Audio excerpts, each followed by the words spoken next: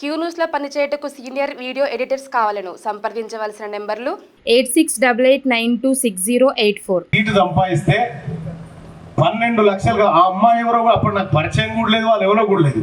అన్నా నేను చదువుకోవాలనుకుంటున్నా, నేను మా బతుకులు మారుస్తా అన్నా, నాకు కళ ఉందన్న, నాకు డ్రీమ్ ఉందన్న నా దగ్గరకు వస్తే 10 నిమిషాలలో అమ్మాయికి 12 లక్షల రూపాయలు జమ చేసి ఇచ్చి ఆ అమ్మాయి ఇప్పుడు చండీగఢ్లో ఉంది. యూనివర్సిటీలో చదువుకుంటా ఉంది. ఆ అమ్మాయికి సంబంధించిన హాస్టల్ ఫీజు దగ్గర నుంచి అంతా అరేంజ్ చేసి పంపించడం జరిగింది. సో మరి అవే డబ్బులు నాకు ఇద్దరు ఆడపిల్లలు, నా కూతుర్లు, 2 కూతుర్లు, ఒక బిడ్డ స్పెషల్ బేబీ, అంటే తన భూమి మీద ఉంచి లేవలేదు. ఆ బిడ్డకు పెట్టవచ్చు కదా నేను. అంటే నా బిడ్డకి ఏం చేయాలనుకున్నానో ఇతర బిడ్డలలో చూసుకోవాలనుకున్నా. అందుకోసమే ఆ ప్రయత్నం చేస్తూ ఉన్నా. ఇంకంతే కాదు, మనము విద్యను అందించడం ద్వారా వాళ్ళు ఎంతటి అద్భుతాలు సృష్టిస్తారో మనం ఒకసారి ఆలోచన చేసుకోవాలి. ఇక్కడికి తుంగతుర్తి దగ్గర మొన్న క్రాంతి అని ఒక అబ్బాయి మొన్న ఏడిపోయిండు. ఏ ఊరు అది? ఏ ఊరు అంటున్నా, ఏ దేశం? Spine bend. ఆ అబ్బాయి ఒలింపిక్స్ ఎక్కడ జరుగుతుంది? పారిస్ కదా.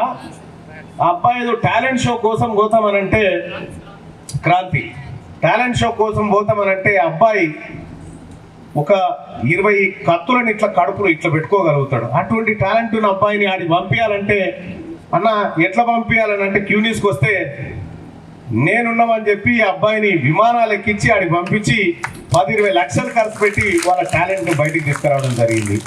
ఇంకొక అమ్మాయి ఇదే ఉమ్మడి వరంగల్ జిల్లా నుంచి ఒక బిడ్డ పాపం ఇంట్లోంచి వచ్చేసింది. ఎందుకంటే వాళ్ళ నాన్న పెళ్లి చేస్తా అంటున్న అమ్మాయికి, ఆ బిడ్డకేమో బాగా చదువుకోవాలని కోరిక, బాగా చదువుతున్నటువంటి బిడ్డ వస్తే హైదరాబాద్కి వస్తే ఆఖరిగా నా దగ్గరకు వచ్చింది. అన్న ఫైనల్ హోప్గా నీ దగ్గరకు వచ్చినన్నా, నేను విదేశాల్లో చదువుకుంటా అంటే ఆ అమ్మాయిని ఇప్పుడు అమెరికాలో చదివిపిస్తా ఉన్నా. అమ్మాయి ఎక్కడ చదువుకుంటా ఉంది.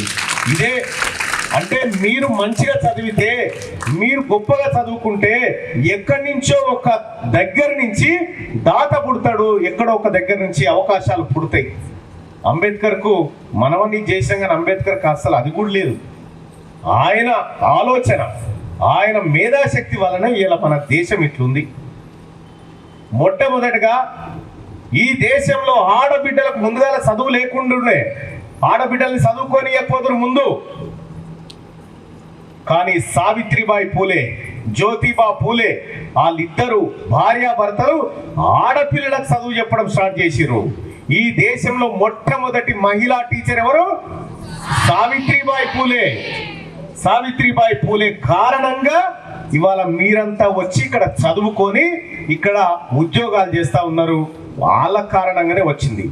వాళ్ళ ఆలోచనతోటే మహాత్మా జ్యోతిబా పూలేలోంచే మహాత్మా హెల్పింగ్ హ్యాండ్స్ అని పుట్టింది.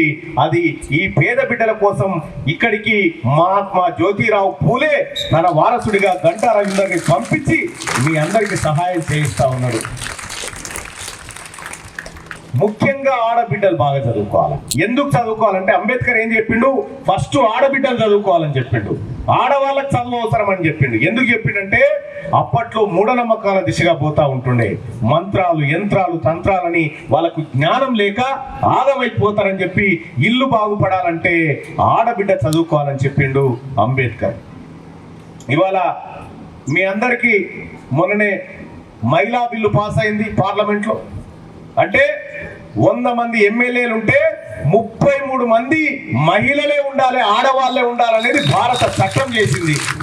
ఆ చట్టం ద్వారా రేపు పొద్దుగాల సోదరి యశస్విని ఉంది కదా, నేను 10వ తరగతి అయిపోయినప్పుడు ఈ బిడ్డ పుట్టలే అప్పటికి యశస్విని. అటువంటి ఆడబిడ్డ ఇవాళ ఈ పాలకుర్తికి ప్రాతినిధ్యం వహించి ఎమ్మెల్యేగా మిమ్మల్ని రిప్రజెంట్ చేస్తా ఉందంటే చాలా పెద్ద హోదా. ఇప్పుడు ఆ బుజ్జి ఉంది ఈ నియోజకవర్గానికి ఎమ్మెల్యే. నేను 34 నియోజకవర్గాలకు ఎమ్మెల్సీ. నేను వాస్తవానికి మా ఇంట్లో వార్డు మెంబర్ లేరు, మా ఇంట్లో కనీసం ఒక ఎంపీటీసీ సర్పంచ్ కూడా ఎవరు లేరు మా ఇంట్లో. కానీ నా అంతలో నేను కష్టపడి చదువుకొని గవర్నమెంట్ హాస్టళ్లలో ఉండి రకరకాల పనులు చేసుకుంటూ ఫీజులు కట్టుకుంటూ చదివి నేను ఇక్కడ వరకు వచ్చిన. మీరు కూడా చదువుకుంటే గొప్ప వాళ్ళు అవుతారు.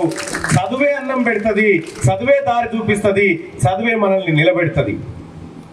కాబట్టి అమ్మ నాన్న చదువుకోలేదనో ఇంకోటనో కాకుండా చదువు విలువైనది. ఆ చదువు విలువైనటువంటి చదువును ఎక్కడ దొరికినా ఏ రూపంలో దొరికినా మనం తీసుకోవాల్సిందే. ఇప్పుడంటే మనకు హాస్టల్ ఉంది, టీచర్స్ ఉన్నారు, తర్వాత లైబ్రరీ ఉంది, మంచిగా భోజనం పెడతా ఉన్నారు, టేబుల్స్ ఉన్నాయి. కానీ సావిత్రిబాయి పూలే ఎట్లా చదువుకుంది? వాళ్ళ భర్త చెప్పినటువంటి చదువు ద్వారా. అట్లా చదువుకొని ఆడబిడ్డలకి దేశంలో విద్యను చదువుకునేటువంటి హక్కులను సాధించి పెట్టినటువంటి ఆ గొప్ప మహనీయులను మనం ఎప్పుడు గుర్తుపెట్టుకోవాలి. సో ఇక్కడికి వచ్చినటువంటి చాలా మంది నాయకులకు కూడా చెప్తా ఉన్నా, డిఓ గారికి కూడా చెప్తా ఉన్నా, సార్ మేము మా పాఠశాల నుంచి ప్రారంభించాలన్న ఉద్దేశంతో మా గ్రామంలో ఉన్నటువంటి పాఠశాలలో 1968 నుంచి మొన్నటి వరకు చదివినటువంటి వాళ్ళు చాలా మంది విదేశాల్లో ఉన్నారు, వివిధ హోదాల్లో సెట్ అయినారు. వాళ్ళందరితో ఒక అల్యూమిని ఏర్పాటు చేసి కనీసం ₹1 కోటి ఫండును ప్రజల నుంచి ఆ స్కూల్కు కనుక మనం తయారు చేసి పెడితే బాగుంటుందని ఆ కార్యక్రమం స్టార్ట్ చేసాం. మా నాన్నగారే ఒక 5 లక్షల రూపాయలు ఆ స్కూల్కి డొనేట్ చేయడం జరిగింది.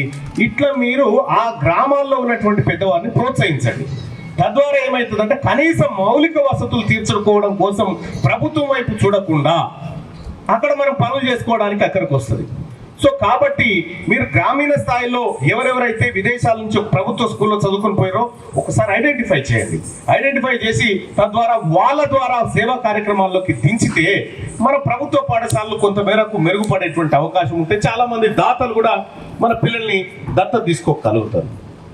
అందుకోసమే ఇటు ప్రజలు, ఇటు ప్రభుత్వం, ఇటు దాతలు అందరూ సమిష్టిగా ఈ పాఠశాలల్ని, ప్రభుత్వ రంగాన్ని కాపాడుకోవడం కోసం ముందుకు రావాల్సిందిగా నేను మీ అందరికీ పిలుపునిస్తూ, అలాగే నాకు ఇచ్చినటువంటి వినతి పత్రం ప్రకారం తీన్మార్ మల్లన్న వినతి పత్రం ఇస్తే ఎప్పుడు ఖరాబ్ గా క్యూ న్యూస్ లో పనిచేయటకు సీనియర్ వీడియో ఎడిటర్స్ కావాలను సంప్రదించవలసిన నెంబర్లు 8688926084.